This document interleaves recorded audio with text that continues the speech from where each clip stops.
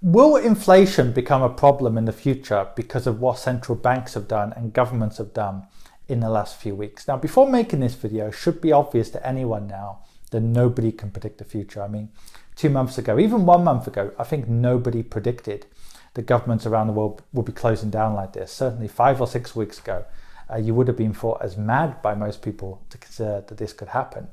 And also, let's not forget, after 2008, a lot of people were worried about inflation. But a lot of people are trying to say, well, hold on, but this time the QE and central bank intervention is much bigger than 2008. And in addition to that, what's different this time is there's been, you could say, a bailout for the small guy and the middle class person. In other words, not in every country, but in the UK and some other countries, you know, people are getting 80% of their wages if they're being laid off. And so on. So they're trying to say, well, it's not just the monetary stimulus from the central bank, but actually governments are literally putting money in the hands of people. It's also happening in the case of the US, where governments are sending people, I think, checks of $1,200 a month. So not as much as the UK, but still a lot of money. Now, I don't know, of course, nobody can predict the future. What I would say is short term, of course, because the oil price is so low, demand is so low, it's very unlikely, exceptionally unlikely that inflation will go up, right? In fact, deflation is much more likely. Now, medium term, I do think there's a chance that inflation could go up, not disproportionately. I'm not talking about 20%, even 15%, but I do think that the decades and decades long trend of lower inflation might come to an end. Now, if you think about it, in the 70s and 80s, and many people, you know, forget this, inflation was consistently double digits all around the world, but that gradually changed in the late 70s and early 80s. Even though inflation was still an issue in the 80s, compared to the 70s, inflation went down in the 80s. And then in the 90s and 2000s, again, we've actually had very low inflation. In fact, deflation or 0% inflation in Japan, and in the Eurozone now for about 10 years, there's been close to deflation, right? And in the US, UK, and whatever, well, maybe the US less so, but there's been very low inflation now. And the general trend has been downwards inflation for years now. However, I do see a potential for an uptick, even if it's only to 3%, 4%, 5%, whatever inflation. I think there's a chance of an uptick. And the reasons are this.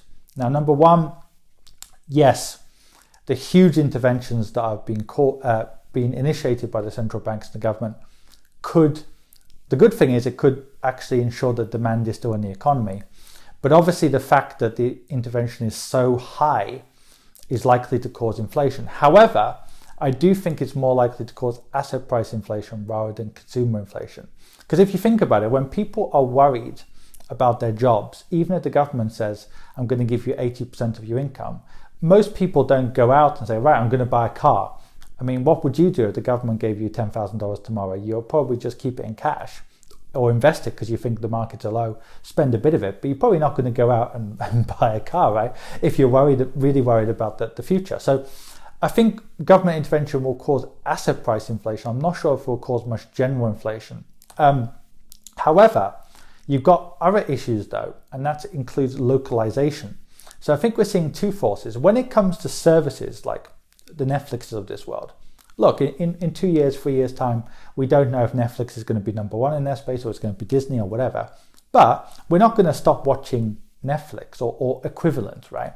That thing's only going to get bigger. So globalization when it comes to services is not going to stop. In fact, it could accelerate, right? Because those kind of business models have been very robust in this crisis. But what hasn't been robust is these supply chains which have gone to places like Vietnam, China, Bangladesh, and whatever. Many people are realizing that even though it's cheaper to have factories in these kind of countries, it's not always, less risky. Because let's face it, if there was more factories in the US, UK, Germany right now, providing those basic necessities, probably it'd be less risky. I mean, importing in food is a great example. During extreme crisis, it's better to have your food produced in your own country. So I think there could be localization of some factories and consumers will even accept higher prices for certain types of goods. I mean, many people, I think in the UK now, I don't know this for sure because I don't live in the UK anymore, but obviously I keep in contact when it comes to family and the news and whatever. I think many people in the UK would accept slightly higher food prices if it meant it was grown at home. So this kind of trend of localization, coupled with the fact that there's been this huge intervention, could result in a bit more inflation. And also people forget that the global population is aging. So even though people are worried about technology taking jobs and whatever, there's a lot of people who are going to retire in the next 10 years. So if you want to attract talent, maybe for the first time in 30 or 40 years, labor will actually grow stronger relative to capital, or at least the balance will come a bit more in sync, right? Because if you think about it, last 30 or 40 years, everything has gone into the favor of capital, rightly or wrongly. There's a chance, though, with aging population around the world, that could change, at least in some sectors. So inflation could become, I wouldn't say an issue, but it could rise. But the reality is, I think asset price inflation is much more likely than consumer inflation, because with interest rates being a zero, it's even less likely that people are going to want to put large amounts of money in the bank.